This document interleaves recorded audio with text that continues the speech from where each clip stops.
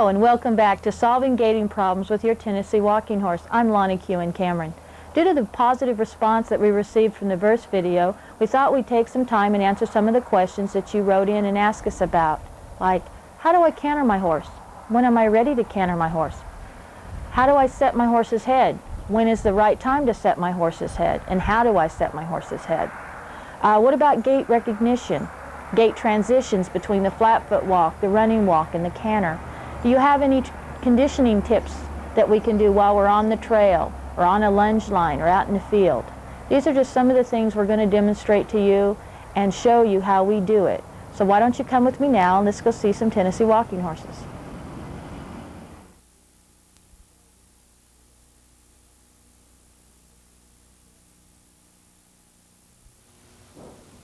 A horse's basic overall condition is very important. Conditioning of a horse is one of the greatest assets you'll have. Your horse must be in shape in order to handle the training. In the first video we talked about the basic four. One being you need to evaluate the horse's natural ability. 2, you need to look at their overall physical well-being. 3, you need to look at their feet. And 4, you need to look at their mouth. Those are all very important things. What I'd like to show you here is in order to set a horse's head, you must make sure first they're in condition. They're able to set their head. This horse here has what we call a jowl sweat on. He wears this when he's in his stall and most of the time except when he's out in the pasture or he's being worked. Now the reason he's wearing this, let me remove it here and show you, is because as you can see he's very fat through here. Look at all this fat stuff. And if you look, he's just about as wide from here to here as he is to here. That's not nice. We want to have a nice swan neck effect. So I want to sweat all this fatty area here. And it's like an extra tire around your waist. When you try to bend over to tie your shoes, it's harder when you have a little extra tire. Well, it's going to be harder for him to bring his nose in and go on the vertical when he has all this extra fat because it's going to impede him. You can also use a neoprene neck sweat right here during your workout times when you're riding him. Just stick it on here like this. It will generate heat as the horse sweats as you work him, and it will do a little bit more directed sweat to this area and help you get a nicer, cleaner, sleeker neck. When setting the head, you need to make sure that you lengthen and stretch the neck muscles and the ligaments. And anytime you add collection to a horse, you're also going to be adding pressure along the top line, across the back, and down to the dock. So you want to make sure that your horse is capable of doing that. So you want to warm them up and stretch them out. First thing I do with my horses is when I start them in a halter and I try to get them to double back. What that means is I want them to swing their head back to the heart girth area, right where your cinch is. What I'm going to try to do, I try to bring their head back, and this also teaches them to give to pressure. Come back and see me. Oh, what a good girl. Yes, yes. Like that. Now don't get frustrated if you try to do this and your horse dances around or goes in circles, because usually wherever the head goes, the body follows. You have to teach them to bend. You have to teach them to move. So I'm just going to kind of push on her neck here a little bit, and as she gives to her head, I'll kind of stop pulling her a little bit and just bring her back slowly at a time. Good girl. Easy. There she moved a little bit. That's okay. We're going to stop pressuring her, and we'll try it one more time. Come here, girl. Ho. Ho. Come back. Ho. Don't get frustrated because it is hard to do. Ho. There you go. Good girl. Good girl. Good girl. And make sure to practice this a lot. This will also help you when you get the bit in their mouth that they'll give to pressure. Practice dropping their head. You can pull on them a little bit. When they give, loosen up. A lot of resistance. Just like that. I pull on her. She gives. I let go. Just the basic resistance-free. You want to be able to stretch your horse's neck muscles and get them ready in order to handle collection in the bridle. I'd like to show you what doubling them back and working from the saddle looks like.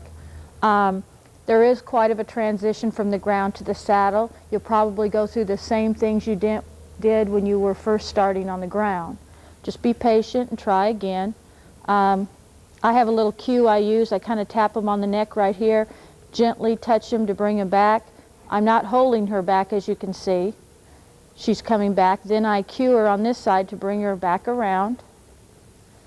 And then I tap her to let her know that I'm asking her to double back and not turn around. Sometimes with young horses, their attention span is a little bit off. Whoop, whoop, come back. Yeah, that's a girl. Whoop. And don't be frustrated. Don't ever jerk your horse or force them to do this. It's just a nice resistance. If she gives you a little resistance, let off. Touch them again. They give, relax, touch them again. There she goes. Good girl. Good girl. I do not use treats, and no, folks, I do not put molasses on the tips of my toes that you see her licking. She's just a real lovey type horse, and she probably wants to bite me more so than love me. And that's how you teach your horse to do it from the saddle. Couple things I do before I start my workout is I'm going to recheck my equipment, I'm going to tighten my cinch, and I'm going to pull out their front legs to stretch them. And while I'm doing that, that's going to allow this skin, this extra skin that they have right here behind the elbow, to come out from underneath the cinch. So you want to pull it out, just kind of stretch their leg. See, he's stretching, he's pushing. You can see that. Oh, yeah, that feels good. Now let's do the other one, foot. Just pull it out, stretch. Sometimes horses will pull back, and you'll see them lay down. That's okay. It feels good to them. One thing I like to do before I start my workout is I like to do some long walking. I like to warm my horse's body and muscles up. I like to stretch out any muscles or ligaments that he might have gotten tightened after standing up all night or over the weekend. And you might want to do some small circles, some figure eights, serpentines, whatever. Every horse is different. Every horse warms up differently, and you only know how your horse works up. He may be stiffer in the back end than the front end, you know, when he starts working. So you want to warm him up whichever way he needs to be warmed up. I try to keep a loose rein. I try to keep my horse nice and slow. A lot of times they might want to rush it because they're anticipating, you know, what's going to happen. I'll try to do some small circles, maybe some back and forth motions, tighter circles, bigger circles. I may try to do some backing, warming him up like this. May do a pivot, using that haunch turn, maybe do some 360s. I may do some side passing, getting some lateral motion going. If your horse knows how to do this kind of stuff. If you don't, you can do other stuff. I always try to work both ways, whatever I do. So, you know, I may do a slight canter, a loose canter with floppy reins. Maybe not a canter, might be more of a gallop, you know, and let them throw their head around a little bit. They're probably feeling pretty good. And you notice my reins are flopping. He's just kind of kicking up. There's really, then I'm going to whoop, whoop, slow him back, make him walk. Just nice and loose. And, you know, take at least 3 to 5 minutes to do this, because you don't want to go and start working something and pull a muscle or tear something if they're not quite ready to do it yet. So be sure to warm up your horses real good before you start your workout. And here we have a horse working up a hill. This is a real good exercise when you're trying to get a horse to use his back end. Look at this horse's back end. You can see his stifle, his hip muscles, his gaskin, everything's working. Look at his front end. He's reaching out in front of himself and pulling himself up the hill. Now, when he comes back down the hill, you're going to see a difference. A lot of horses tend to get swingy coming down the hill where they go to pacing. The way to do this is to slow your mount down, make him step deliberately 1 foot at a time like this colt is. See his front end, how he pops those knees, sticks that foot out. Look at how he's using that back end. He's shoving it up underneath himself. He's kind of using those legs as shock absorbers. And that's how you practice teaching your horse to build up muscles and how to use their muscles and how to push and pull. Let's watch him one more time. This is a real good exercise. You know, if you're trying to teach your horse to transfer his weight on the back end. I know a lot of people say, oh wow, you know, we're trail riding, we're going up the hill, it's just so smooth. That's because your horse is really engaging his hindquarters and he's really working off his back end. And the slower you go, the more your horse works. The more he really has to use his whole shoulder muscle, his whole scapula up there. The more he has to use his whole stifle, his whole leg. Look at that horse, how he's working. You can see every muscle bulging in his shoulder and in his haunch. Same way when he comes back down the hill. Don't do this exercise fast. It works a lot better when you do it at this speed. Horses like to canter up a hill real fast because it's a lot easier to get up the hill than it is to go one step at a time and push and pull yourself. Look how he's trying to stop himself with his back end, and he's throwing his legs out looking for a place to set him down. These are good exercises for conditioning and building your horse, also with helping with weight transfer.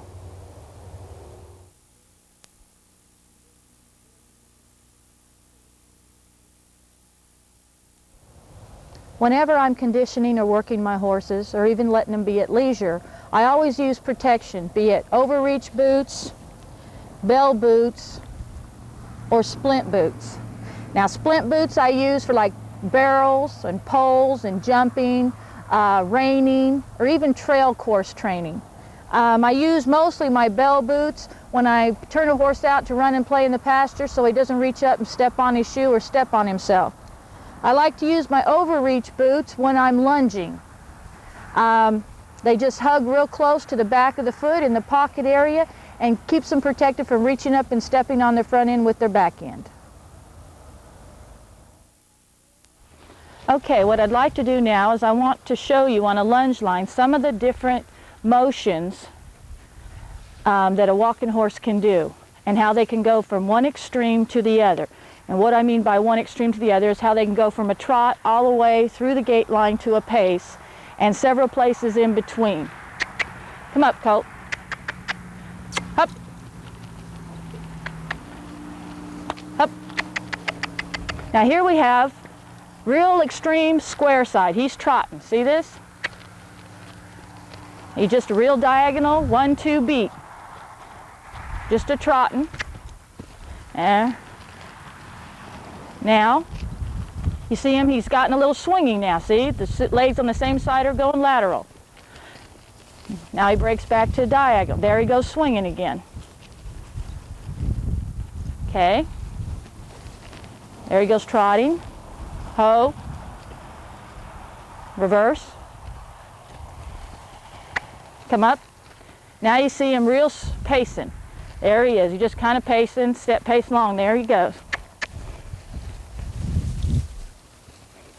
See him real swinging, both legs on the same side. He's in the lateral motion now, which is at the other extreme end of the gait line. Okay, now we're going to slow him down. Just let him kind of what we call step and pace, 1, 2, 3.5. Kind of shakes his head just a little bit.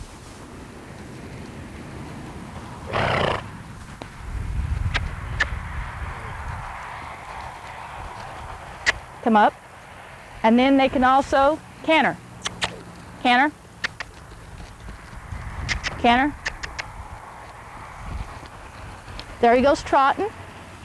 See how he can go from one extreme to the other. Now he's lateral again. Ho. Come up. And that's just some of the variations that you can do on a lunge line. You can learn a lot by working your horse on a lunge line. You can see how they work their body, if they're working off the shoulder and the stifle or the forearm and the gaskin, if they're using their hocks when they're not supposed to be. They're not supposed to pop their hocks. They're just supposed to swing up under themselves. If they're popping their knees up front, they're shaking and walking. And I just find that a lunge line is a real good way to get to know your horse. A lot of the questions that we received from a lot of the people who bought the first tape was, how do you know when your horse is in his gait? How do I know when I'm doing it correctly? How do I keep my horse in his gait? Well, here I'm just kind of long walking. warming her up here, letting her warm her back end up, kind of loosen her neck and stuff. And I don't really have a lot of hold over yet. I'm not setting her up in the bridle quite yet, kind of just warming her up. Don't try to collect your horse too fast. Let him warm up. It's like anything else. Y'all need to stretch and warm up. Okay, now I'm going to put a little leg on her and squeeze her. And as I do, I'm going to take a little bit of hold of her. What I'm trying to do is get her to collect up just a little bit. Go 1, 2, 3, 4.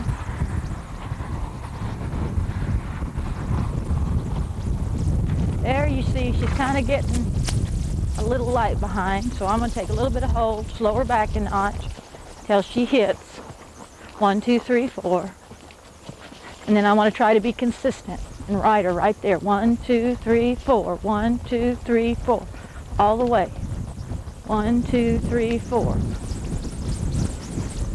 And you can count it to yourself. You can, any way it helps you to keep the cadence of the 1, 2, 3, 4. And then just ride your horse there consistently till it becomes a habit. There she's trying to get a little light on me, so I'm going to bump her in the bridle, which means just bump her with my fingers a little bit. There she goes. Now she dropped back down into it. The whole thing about riding any type of horse is you have to be consistent and you have to have repetition. That's how they learn, is through consistency and repetition. And the only way your horse is going to have a good flat foot walk, a good running walk, or saddle lick, or step, you know, any type of gait that you have to ride them consistently in that gait for them to be good. You can't let them go in and out. You have to make sure that they're walking and shaking. And that's with all the gaits, whether it's flat foot walk, a running walk, or a canter. You have to be consistent. You can't let them cheat. Come on, stop cheating. You see her there, she got a little light. She's not pushing her. And you can tell a lot too by the way they rotate out of the shoulders, the way they shake their head. You can tell when they get light. Just be consistent. I'm going to get after her a little bit here. Let her get a little peppiness in her step. That's okay. You want to make sure that they don't get bored, and if you feel like they're just dogging along, just kind of put a little leg on them, wake them up a little bit, because it can get boring going around in a circle. So you can do other things like figure eights and small circles, anything to just keep in the gait. Now she's getting a little bit more lift to her, a little bit more pizzazz, but she's still 1, 2, 3, 4.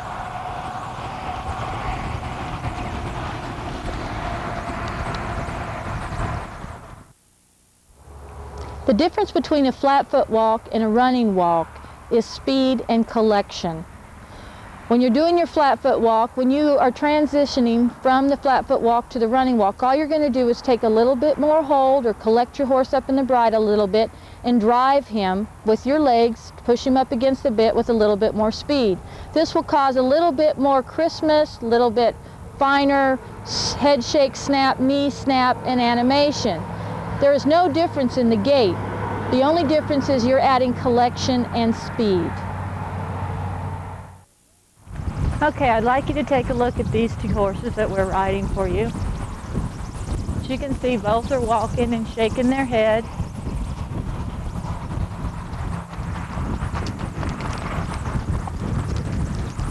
One is what I call a square going horse. The other's a swingy going horse. They're both shaking their head and they're both four-beated. The sorrel horse is a square going horse and the black horse is the swingy going horse. But they're both four-beated, they're both smooth. They both shake their head.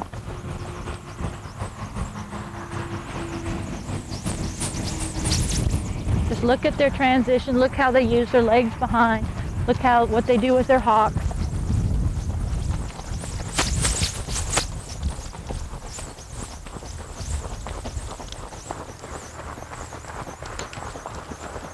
Just watch their motions. And both these horses are smooth ride. Both these horses are doing what they should be doing. 1, 2, 3, 4. It's just the way they move. One is more square and the other is more swinging.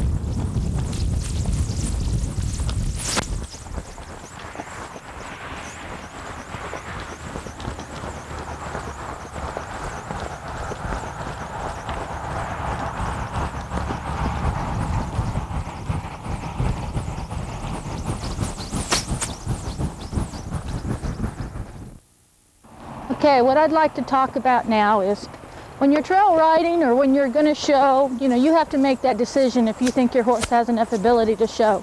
If you're going to show, you want to make sure that wherever you ride your horse, you ride him 1, 2, 3, 4 with the head shake and in his right gears, be it a flat foot walk or a running walk. Now, if you don't care about showing and you want to just ride your horse any speed you want as long as he's smooth, that's okay. This horse, he can do a lot of different stuff. He can do a nice flat foot walk and he can do a nice running walk, and he can also go really fast and be super smooth. Now watch. We can run him up past the running walk, his head stops shaking, and look at him go. He can go about 2 notches faster than this. Come up and still be super smooth. Now if you're a trail rider, man, this is a great thing if you're out on the flat. Man, you can go pretty fast. And he's just moving along, boy, look at him go. But if you're going to show, don't let your horse do this, because it's a whole lot harder to bring him back and make him work by pushing and pulling and bring the head shake back in and make him stride. It's really pretty tough, and it's a lot harder to get him to do it. So just remember, you just need to make the decision if you're going to show or just trail ride. And that'll decide on how you're going to ride your horse. Okay, here we have Miss Kinsey Burge. She's riding her horse, Dylan in Rhythm. And as you see, this horse kind of right now is just kind of ambling along, shaking her head 1, 2, 3, 4, just going right down the road there. Now this mare tends to go in and out of her gait depending on how you ride her out of her mouth. Loosen up on her and just let her amble, Kinsey. Kick her up a notch. There you go, kick her up. Okay, see how she just kind of ambles? She loses her head shake. She's still pretty smooth riding, but she's not what we buy a walking horse for. Now we can fix this real easy. Okay, Kinsey. Amble her up here, just let her go like she was. Now slowly take hold of her and set her up in the bridle. See that transformation? Look at that. The horse transferred its weight back to its hindquarters. It engaged its hindquarters. It rounded across the top and went to shaking again. Beat her up. There you go. Okay, now take hold of her and set her up in her walk.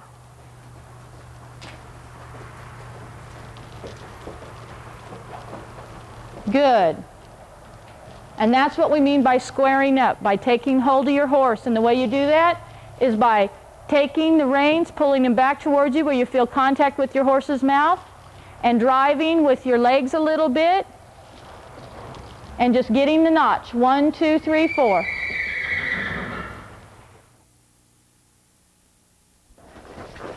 A lot of times when you're working your horse, some horses just work real nicely and they have what we call a comfort zone.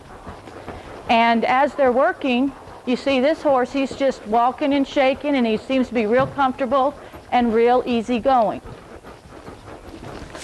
What I'd like to show you now is when you take this horse and you ask for too much collection and take him out of his comfort zone by collecting up and putting a little leg on him, calling on him, he gets all upset and he goes to changing his gait and getting all hollow.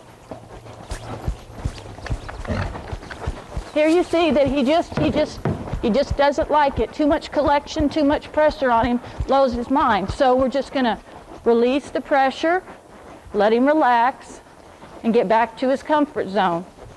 Some horses just can't take over collection, so remember when you're working your horse, never push your horse beyond the point of his comfort zone. Work at it slowly, build confidence between the two of you. Here we have a horse that I find a lot of people have out there. He's just kind of swinging along here. He's not really four-beated, kind of popping his hocks, little short striding behind. It's fairly smooth to ride. Now we can fix this by taking a little bit of hold, which means shortening up on your reins and getting him to tuck his nose and put a little leg on him and collect him up. That'll make him sit on his back end a little bit more. Now you see that he's bringing his nose in a little bit. He's a little bit more 1, 2, 3, 4. As you can see, he's setting up in the bridle, and he's smoothing out a little bit, and he's a little bit more 1, 2, 3, 4. He's not pacing so much. Now he's starting to shake his head a little.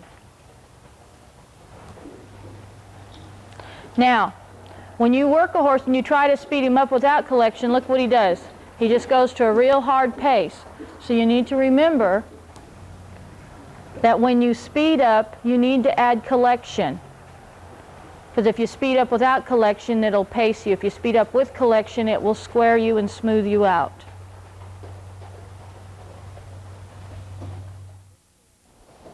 Now here we have a little horse who's just going 1, 2, 3, 4, nice and easy, shaking his head and his ears. Look at his length of stride behind, just real nice and level.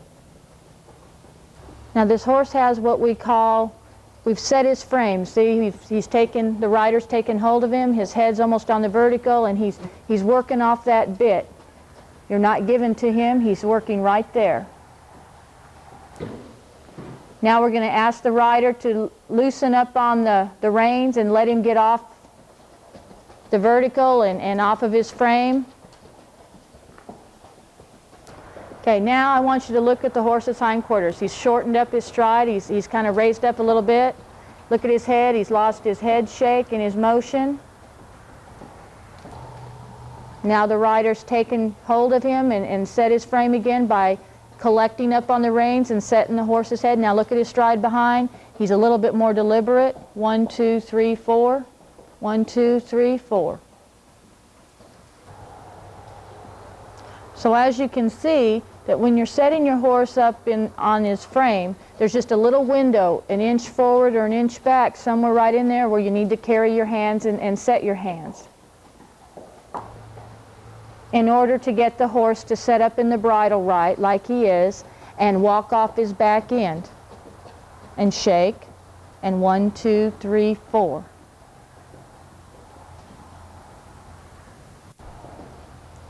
When you set your frame on your horse, what you're doing is you're really giving him something to work off of and be balanced. Give and take. You notice the rider's hand doesn't move. He's setting a frame for the horse to work from. I'd like to say that this little horse here, he's a really nice super trail horse, but as far as his gait goes, he's not no big fancy gait for showing or anything. He's been a really nice versatility horse for people, and he's won lots of ribbons from the celebration on down. But as you look at his gait, you can see he's real short striding behind. He's kind of on the swingy side, and he has a nice little saddle lick, a saddle gait, smooth riding for trails, but he doesn't go much faster than this at a smooth gait. If you go a little faster, he'll start to get a little bit more pacier and he'll start swinging a little bit more. There's not much you can do to fix this horse. Now he's great on the trails, but out on the flat, this is about as fast as you're going to go and be smooth. Now this is a super trail lick, and this horse is just great to ride, but you got to remember that all horses have they're each their own speed. Some are faster than others, some are slower than others.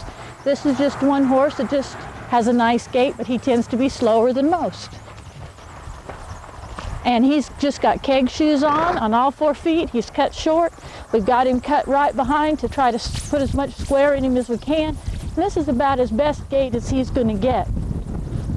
So if you have a horse like this, but he's smooth and he's got all the good points to him, be happy with him, because he is smooth riding and he's very sure-footed. He's very athletic. This horse does barrels, poles, does trail, rein, and you name it, and he is very quick and very agile. He just doesn't have a big running walk or flat walk.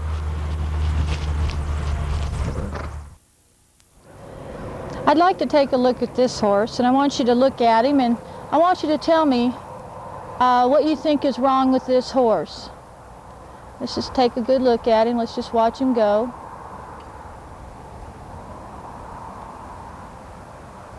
Well, I'll tell you, there's nothing wrong with this horse. You've heard the old saying, if it ain't broke, don't fix it. Yeah, he may not be real big and flashy like a top show horse, but he is politically correct. Look at his back end, nice, swinging up underneath himself. He's reaching good with his front end. He's shaking his head. He's setting up in the bridle. He's giving his rider a nice smooth gait. So I ask you again, what's wrong with this picture? Looks pretty good to me. I'd be happy to ride that horse. One thing to remember, a lot of people have something nice and they try to change it, and it ends up ruining what they have. If you have something like this, just ride him where he needs to be, 1, 2, 3, 4, and they'll just get better and better and more consistent. Now, if your horse doesn't happen to do a flat foot walk or a running walk, or they do, when you're out on the trail riding with people, don't sacrifice speed for correctness. If you run your horse up to a real fast rack and you ride him up there and then you want to come back and do a good flat foot walk and running walk, it's going to be hard. So if you're going to trail ride and your horse has a nice flat foot walk and a nice running walk, stay in those gaits. Be consistent. Do not sacrifice your horse's gait for speed.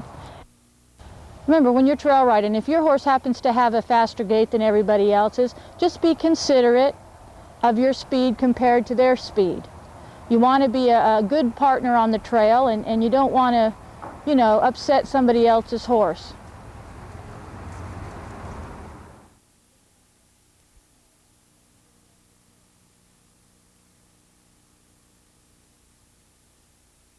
Okay, this little horse here, she's a young horse. And what I'd like to say about her is she's got a nice head shake. She uses her front legs good, but I say she's a little light behind. And what I mean by light behind is she's real square going. She's popping her hocks. She's kind of short striding a little bit. She's got a long enough leg. She should be able to get up under herself a little bit more. So what we're going to do is this horse needs some different shoeing behind. We need to shoe her behind to throw some swing in to help us with her rest of her front end gait. As you see, she's doing pretty good on the front end and she shakes her head, but she's just a little high in the hip and she's just a little straight going behind, and she has no swing. She's just too square. So we're going to show you how to shoe this horse to create some swing. Take a look at her now. Look at her behind. Come up, Billy. Just kind of square going behind, kind of popping her hocks a little bit, picking her foot up instead of swinging it underneath. She kind of picks it up and steps behind. And so we're going to fix this, or at least attempt to fix it with shoeing and riding.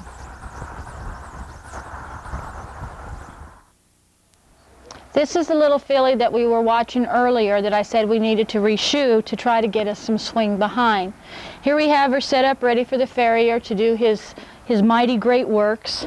And what we're going to do, like I said before, we're going to try to throw some swing in her. And the way we throw swing in a horse is a couple different ways. First thing we're going to do is take off as much heel as we can, but yet keeping the bulbs from being wore out or rubbing on the ground. And she has just got a light keg shoe behind with no colks. Whoop. As you can see, what we're going to do is try to put a little heavier shoe behind to kind of help her swing, and depending on how it fits, we may adjust it a little bit forward, move the shoe a little bit forward to help her get a little bit more swing. What I'd like to do now, we've shod one foot on this filly. I want to tell you what we did. We took some toe off and we added a heavier shoe, which is just a regular light shod hind shoe with the trailer. Now I'd like to go down here and show you how much we took off. This is the new foot that we just shod, and in the front it's got about this much, looks to be just about 3 1/4 inches, and here's her other foot. Set it right, you can see we took this much off above the shoe, and in the back, in the heel, let's see here, just above, looks like we got about 1.5 inches of heel. And here on this heel, we have right at about 2 inches.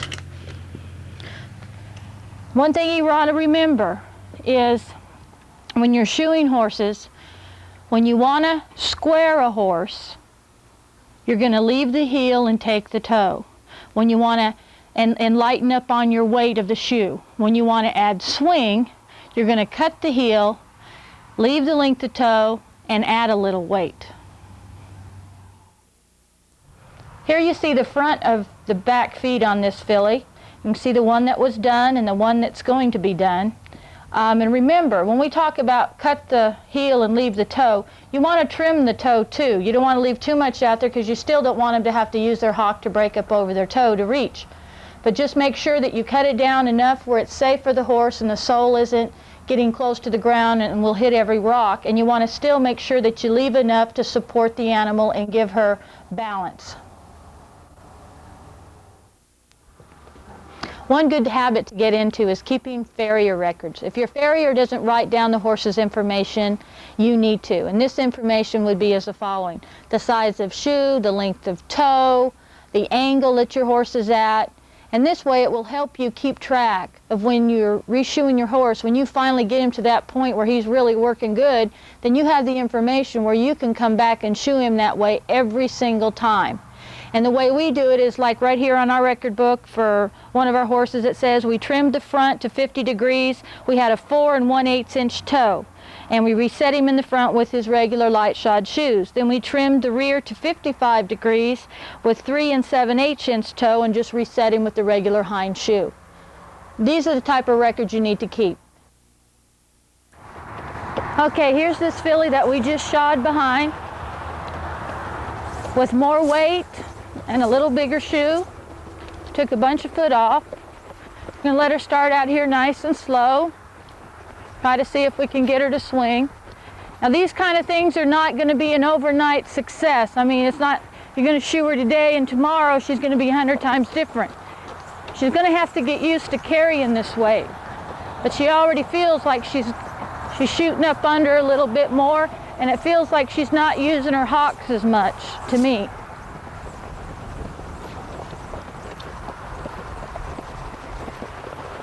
Take another look at her.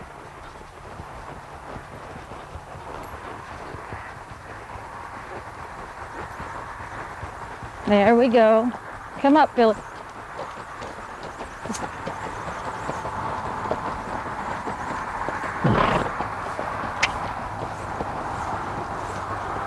There we go. That feels much better. She feels like she's using her back end a little bit more. And she's going to get better and better over the next couple of weeks. Okay, I want to say something about this filly. When you ride her, see how she's really down and tucked behind the bit? Well, the lower the head goes, the more hollow they get and the more they get up, or I should say their back end is up. So if their head's down, their back end's up, which means it's going to be shorter stride behind. So if you have a horse that's ducking back behind the bit like this and you try to bump them and get them up and they won't, and bumping, what I mean by is I'm just kind of pulling with my little pinkies a little bit to try to bump her up and flip her nose up, but she tends to want to fall right back behind the bit. So what I'm going to do is I'm going to change bridles. I'm going to put a different bit in her mouth, and I'm going to use a bit that's going to bring her head up, make her tuck her butt a little bit more, and set her head higher. Ho. I put a different bit on this horse, and what I put on her is I went from a straight snaffle with a walking horse shank on it to a wonder bit with a very loose curb. And as you notice, her nose is out just a little bit past the vertical and her head is a lot higher. And this is much better than having one down and behind the bit. What I'm trying to is she doesn't like carrying her head this high because she has to stick her butt up under her more. She can't get as hollow on me, and that means, you know, dropping down in her back. She has to be more rounded across the top line. And it just makes an overall picture. Different bits do different things, and I can find that the wonder bit is the best bit for this mare to ride in.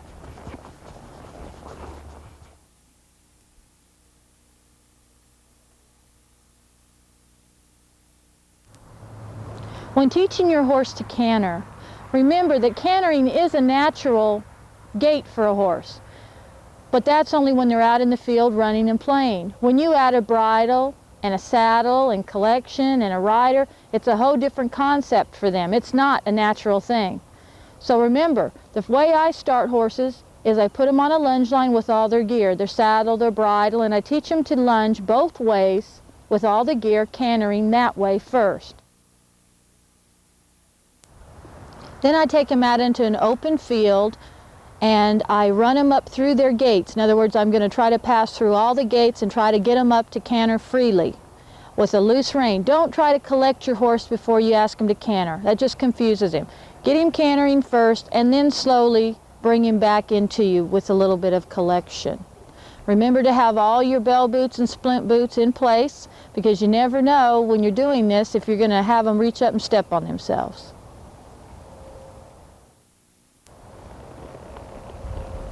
Now what I'm going to do with this filly, this is a 2-year-old filly.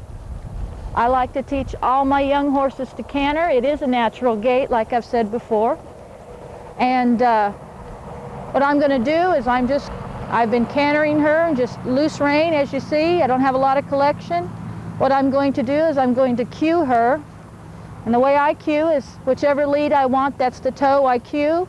So if I want her to take her left lead, I'm going to squeeze with my outside right leg here. I'm going to lay it on her and lift her and cue her with my left toe on her shoulder, and I'm going to say canter, canter, canter. There we go. Just kind of run her up into it.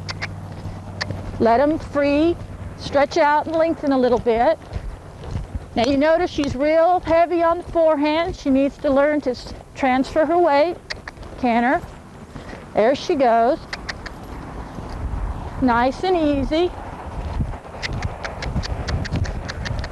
There she goes, starting to roll and relax a little bit. Walk. Now let's try it the other way. Make sure that you work horses both ways. The best way I found for cantering is always teach your horse to go clockwise first. Reason being is horses tend to be left-handed, and it's easier for them to canter to the left lead easier than the right lead. That's why I always start my horses to the right first. Now the cues are just the opposite. I'm going to touch her shoulder with my right toe and squeeze with my left leg and lift her. I'm going to cue her and say canter, canter. There she goes. Nice and easy. You notice my collection, my reins are kind of flopping. I'm going to drive her with my left leg. There she goes. Don't make your circles too tight, because sometimes it's too tight on them and they can't control the length of stride and they'll slip and fall. You want this to be a safe and fun experience. Walk. Good girl. And that's how I start my horses to canter. Now as she gets more relaxed and more on the rear end and not so much on the forehand, I'll start lifting her head, having her collect back into the bridle for me and slow her down a little bit. I'd like to touch a little bit more on cantering. Now this colt, we're just starting him cantering, and you never know what he's going to do. He may buck, he may do anything. As you see, we're going clockwise because I always like to train my horses to the right first. So I'm going to circle on around here, and we're going to show you what I mean by try to run them up in a canter. And I won't have a lot of collection. I'm going to be lifting him with my seat and my legs. And of course he knows what canter means. Canter, canter. Look at my reins. I'm going to speed him up because let him just long canter. Come up. Good. Canter. Canter. Now he knows how to canter the lunge line. Here he got him breaks to a pace. Canter. Get him up in it. There you go. Just let him free lunge, or should I say free canter here. Nice loose reins. Let him extend his gait.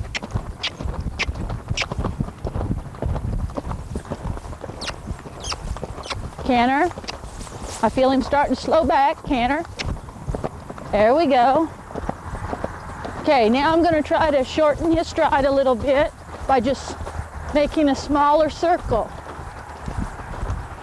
Canter, canter. Canter. Get up here. He wanted to stop on me there. Canter. Good boy. Walk. Come up. Right to the flat walk. Good boy. In practice, just as you notice I have no collection, I'm going to ask him again from the flat walk. Canter. Canter. Good. Good. Okay, walk. Okay, let's try him the other way now.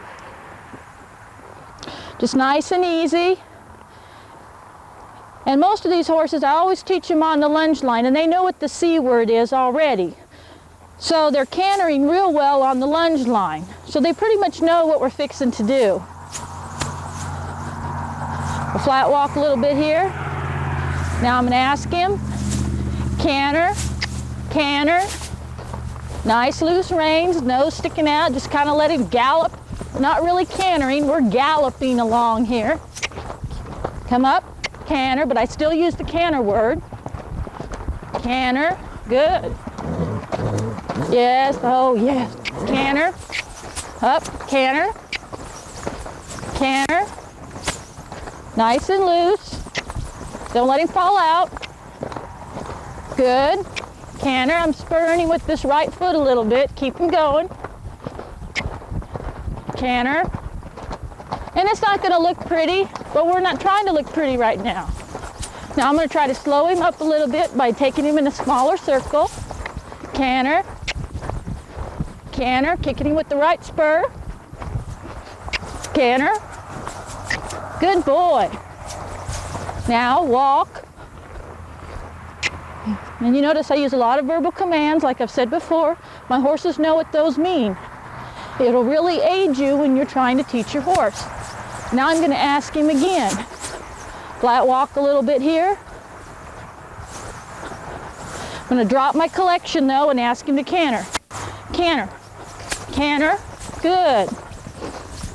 Good. Canter. Canter. Canter.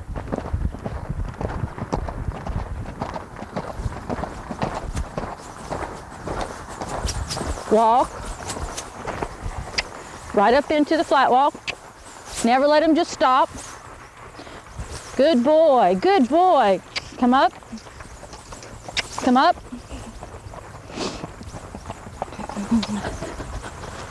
Good boy. Good boy. Now we'll flat walk for a while.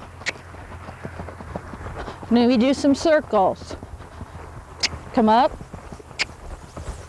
Come up. And that's just a little bit more on cantering.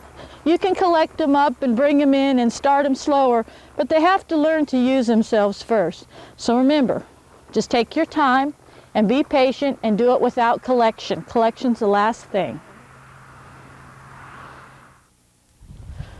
Crossfiring is when your horse is cantering behind on a different lead than he's cantering up front. It can be very dangerous because the horse can, infringe on his front end and cause himself to stumble and fall, or at least step on himself and cause you a difficult wound.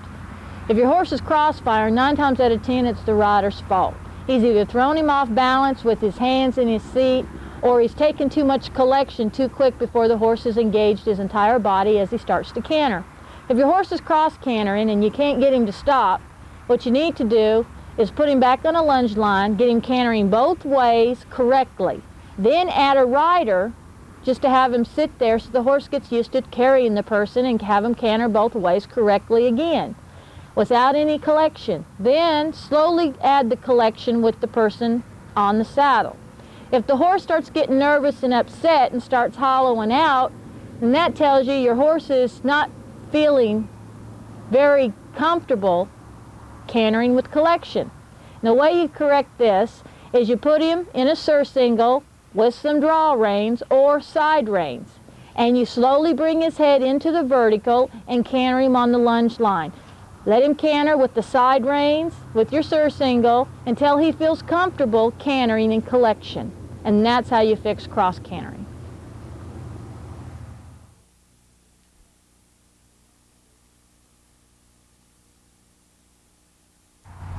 When it comes to setting the head, there's a right time and a wrong time.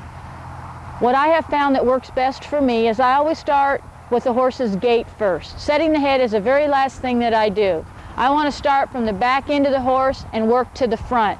And what I mean by that is, before I go setting the head, I want to make sure that he's broken free behind, that he's swinging up under himself good, that he's using his stifle instead of his gaskin, and that he's breaking free in the shoulder, and that he's working off his shoulder and scapula versus his forearm. And that doesn't mean when I'm working my horse that I don't have him setting up in the bridle. It may mean that, you know, his head's out past the vertical, you know, that he's setting up in the bridle, but I don't have him tucked and collected through the pole very much. Because when you do that, you're collecting the horse. And the horse, if he isn't set in his gait and he isn't swinging up under himself and sticking good and pushing off, you're going to shorten their stride behind when you bring their nose in if they're not set in the other positions. So remember, I always set my head last thing after the horse has his gait and his motion going the way that I think he should go. I'd like to show you the equipment I use to start my horses out when I first start setting their head. I start on a lunge line, so of course I've got a lunge line here. I have a ring that I have hooked through my cavesson. I have just an old leg wrap. I have my reins knotted up, and I just have a little snap here to keep them from falling over the head or getting down around their legs when you're lunging your horse. Now, I have the other end of the tie back tied to the other ring of the cinch on that side. The way you do this, you want to start out slow. You just put it through here like this, and I tie what I call a half knot. I just circle it around and pull it through like that. That way, if you get in a bind, you can just pull it and relieve all the pressure and the tension if your horses get over collected or they get out of their comfort zone. You want to start with it fairly loose, where you're not pulling your horse's head back first. You want to just slowly bring them back as they get used to giving to pressure, like that. And you want to work them this way. So what I'm going to do is I'm going to start out slow, and I want you to watch the way his motion is, the way his gait is. And then as we stop, and each time we pull it in, I want you to see how he gets a little bit more deliberate or crisp in his gait, and how he starts shaking and is a little bit more consistent. When you start your horse out on the lunge line with his tie back on, just start him out walking nice and slow and loose. Watch your horse's motion. Come up. And let him get used to that pulling on his nose there. I have my lunge line connected to the cavesson, so there's no pressure on his mouth at all. Now, he seems to be pretty comfortable with that. We're going to bring him in, and we're going to tighten it now. Ho. There you go, ho. So we're going to walk up here, we're going to loosen it, and we're going to bring his nose in just a little bit more. Tie our knot. Ho. And start again.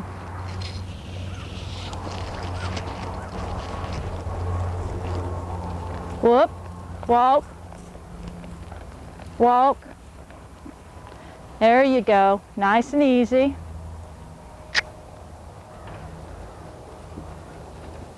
Now look at his motion and look at his gait. He's really shooting up underneath himself. He's flexing more at the pole. His head shake's a little bit more deliberate.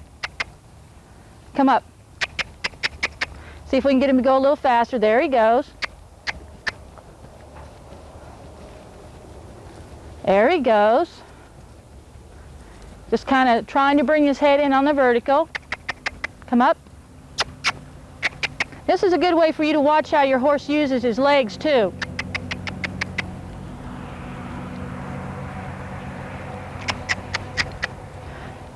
There you go, good. Now let's try to bring him in and put him right on the vertical.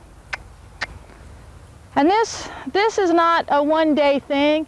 It'll take you a few days to get them used to doing this kind of stuff. But if you did all the practicing with the stretching of the neck muscles and teaching them to double back, they're already going to be in shape to do this. Now, however, when you do this, make sure you don't do it for 20, 30, 40 minutes at a time, because they'll start to get a little sore. You need to relax and loosen up on them and let them stretch out. Then you can double them back and do it again. Just give them a break every now and then and loosen up. We're going to set this horse on the vertical. We're going to see how he handles it. Okay. As you see, we have him on the vertical now. You can see how he's stretching along the pole and the top of the crest and through the jowl. Let's send him out and start him out slow. There's a lot of collection here. Easy. Just let him walk. Nice and easy. Look at his top line. As he flexes, I want you to watch everything about him. And if you think he's okay, you can kind of speed him up a little bit. Let's see what he's going to do. Come up. Up. There you go. Shakes his head. He's driving off his back end. There he goes. Come up. Look at that. 1, 2, 3, 4. And this is just helping him to get used to this collection before you get on the saddle and do it. This will also, as a safety precaution, to let you know your horse can handle this type of collection. You just don't want to do this and then get on them, because they can, you know, fall apart with this type of collection and flip over backwards on you. So be safe in any aspect or any stage of your training. Now let's send him on. Come up. Let's see if he'll, there you go. Good, right there. He's swinging up underneath himself. He's shaking his head. He's reaching out front. Whoop, see him go to a trot. Back to walk. We don't want him trotting at this stage. We just want him to 1, 2, 3, 4. There you go. Ho. When your horse is conditioned enough and feels comfortable riding and working in the tie back, feel free to ride him out on the trail with it. Just remember to stop periodically, loosen it, and let him stretch out his neck muscles and his ligaments. The tie down will act also as a friend for you and your horse. If your horse has a hard time setting his head and you don't want to be in his mouth ruining it by pulling it a lot back and forth, you tie up your tie back and he works against himself. That way it's comfortable for you and your horse.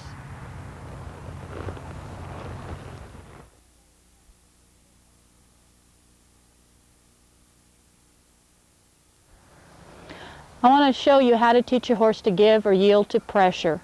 So you can do such things as side passing and 360s, backing through an L, just basic movements like this that will help your horse be a better trained horse and more well balanced. These are very hard things to teach your horse. It takes a lot of patience and a lot of time, and you need to clear their mind every now and then. If they start getting a little tense or a little excited or overzealous, you just need to maybe walk some circles, do some other things to break it up, and then come back. What I'd like to show you first is how I start teaching a 360. What I try to do, first of all, if your horse doesn't neck rein, you can still do it plow reining. You know, neck reining is another thing. I just kind of put my leg on him right here. I want him to push away from pressure, so I'm squeezing with my left leg. I'm still trying to keep his head set because I really don't want him to go forward. I just want him to move away from pressure, like this. And I'm trying to keep him back on his butt, like this. And as you see, I'm moving to the right again because I always like to go to the offside first. And then, good boy. Now I'm going to try and go to the to the left. I'm going to lay my right leg on him, over, turn around. Good, good, good. Now that's the basics. A true bat on the haunch is where they keep one hind foot in place and they just twist it as they rotate around it like a shaft. They just rotate around it. And this takes a lot of practice and a lot of time. Another thing you can do is when you're backing to get him to pivot, when he starts backing, you say ho, squeeze him, get him to pivot his butt, back some more, back, hit him on that left side, get him to pivot his butt, and back some more, back, back, then pivot, get him to swing his front end around, there you go, pivot again, ho. And you can do it the same way the other way. And then you can practice doing like backing through an L. Lay some things on the ground. Ho. And if they hit them, don't worry about it. Just start again. Ho. Now you see we're right at the end, so I'm going to squeeze him with my right leg and try to bring his front end over. Good. Back. Like that. Good boy. And then you can do things like side passing, which is very, very difficult thing to do, is to side pass over an obstacle and then bend in the middle of the obstacle. You're going to hit the poles a lot when you first start. Come up. Let's see if we can do it today. Good. Ho. Over. Over. Over. Okay, ho. Going to ask him to pivot. Easy. Good. Over. Over. Whoop. Whoop. That was real good. I'm going to praise him for it. Sure, we hit the pole a couple times, but that's really hard to do. So remember, when you're doing these kinds of things, just be real easy with your horse, real quiet with your horse, and don't try to be perfect too quickly. Just practice and try to do overall balanced both sides as you work. A lot of people ask me, how do I teach my horse to side pass? Well, that's a very difficult thing to do if your horse doesn't know how to yield or move away from pressure. Your horse needs to be able to back an L or a box, needs to know how to do a 360, a bat on a haunch, and a bat on a forearm. If they can do those things, then side passing will come fairly easy. What I do is I find a straight surface, a fence or a side of a building or a wall, and I put my horse right up against it. Then I'm going to, for the cues, always go to the right first. Even in canter, I do everything to the right first. And what I'm going to do is I'm putting him up here against the fence. I'm going to take my left leg, I'm going to drop it back, because this is going to guide his hindquarters. And what I'm going to do is I'm going to take a little collection on my left rein just to keep him from bending his head to the right, and I'm going to just tug on this and cluck to him to get him to move to the right. What you need to do is, that's why you keep this left rein straight so he can't turn his head all the way. And I have no leg on him on the right side. My right leg is just hanging free. So what I'm going to do is I'm going to tap him back here, add a little cluck, over, over, use verbal commands, over. And if he happens to move his front like this, stop his front and ask him to get his butt over. Over. I see him, he dip his head a little to the left to get him to catch up. Over, over, over, ho. Then I'm going to relax. I'm going to tell him how good he was, even if they only do 1 or 2 steps. If they move the front foot and then the back foot, that's still good. You got to get them to be able to move, and then they'll bring it together. Then I'm going to do it just the opposite. And if your horse won't move, sometimes you have to get a little bit more heavy with your foot, let him really know that that's what you're talking about. And it's just the opposite. I'm going to take my left leg off. I'm going to cue him a little bit. I'm going to keep my right rein tight. I'm going to drop my right leg back, cluck, over, sitting it up straight, over, over, over, over, ho. Very good. And that's how you teach your horse to side pass. One more thing. Once you get your horse doing both ways on the fence, back him up away from the fence 10 feet and then try it without the fence or the wall. And then if you can get him to do that, then you should be able to do it anywhere else. And then when you get him doing that, then you can start side passing over like a trotting pole or something like that. That's how you get ready to start doing trail classes. The really good upside to teaching your horse to do all these different things is not only can you use it in the show ring or in competition, but it is a lot more useful out on the trail. Because these were logs, or maybe it was a strand of fencing, or who knows, you can run into anything on the trail. If your horse can learn to do all these movements, there shouldn't be any place you can't go and do it safely. People ask me, how do I get my horse to stop spooking? He spooks at everything. Well, horses are going to spook. You're never going to break them from spooking. That's a God-given instinct. But there's 2 types of spookers. There's ones that's really spooking because they're afraid of something, and then there's another one that's messing with you.